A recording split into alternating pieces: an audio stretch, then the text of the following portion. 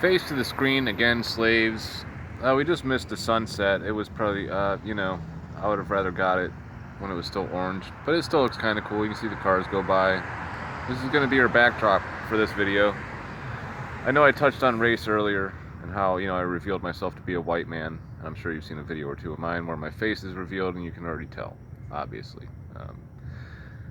But I was just wondering, I know this is a weird thing to complain about, but sometimes as a white man, when I go do service work as a laborer, other white people look down on me like, what are you doing? Why isn't some dirty Mexican doing this? Or why isn't some, and demonetized by YouTube, but why isn't, the other white people that look at me, it's like there's something wrong with me because there should be some illegal immigrant doing it for a cut rate.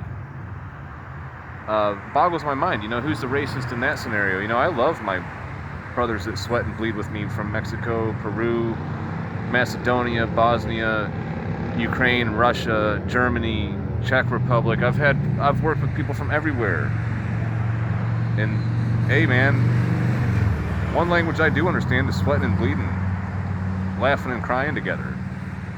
So when these people look down on me for being a white dude that doesn't have some fucking college degree and I'm actually just doing labor because I actually care about my work and I enjoy doing it and I do a good job at it, and if they want fucking windows that work and don't leak, then they're calling the right guy. They're calling a white boy, I guess. And I'll bring the Mexicans with me. Actually, I go with the Mexicans because the one guy's been there for 15 years and he's great. I love him, man. He just became a citizen. I don't want to dox him here, but look, man, the way people look down on each other is just got to stop. We don't know each other. Like, one guy I work with, I was just talking about, just became a citizen. His father was killed in a coal mine disaster, and my own grandfather was also killed in a coal mine disaster in West Virginia. So you got, different countries, different languages, but same story. Fuck, man.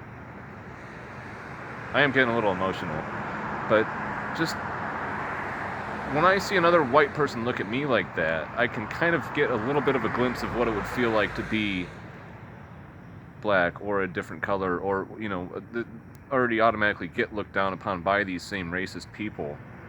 And it's like I just get a little bit of a glimpse of it, and it's like, man, I can understand that's not fucking cool at all, man. Like, it just, like, those people should just burn in hell.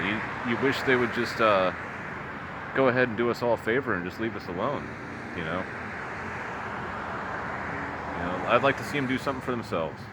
They can't. That's why they call us, because they need us. They need men that can do stuff. They're afraid of men. Like I've said a lot of times in the past, men are the ones that actually fight revolutions. If anybody's ever going to change the world, it's going to be men.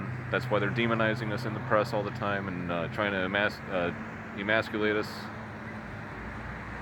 Like, they're trying to make us look like a bunch of pussies in movies and stuff these days, And I'm not even talking about, like, sexual orientations or anything. It's just, like, a lot of times movies have, like, a male that's just such a wimp, and he's the main character, and all the men are wimps, and the women have to save the day, and there's nothing, women can save the day, that's fine, but,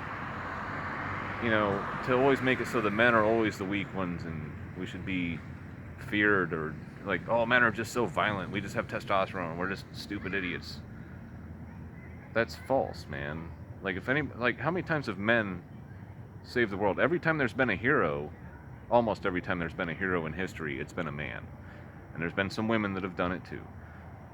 I'm not taking anything away from them. There's been plenty of women that have done it, actually, so let's not mince words here, but it's still a human being at the end of the day. It's not fucking AI. It's not all this bullshit they're trying to sell us these days.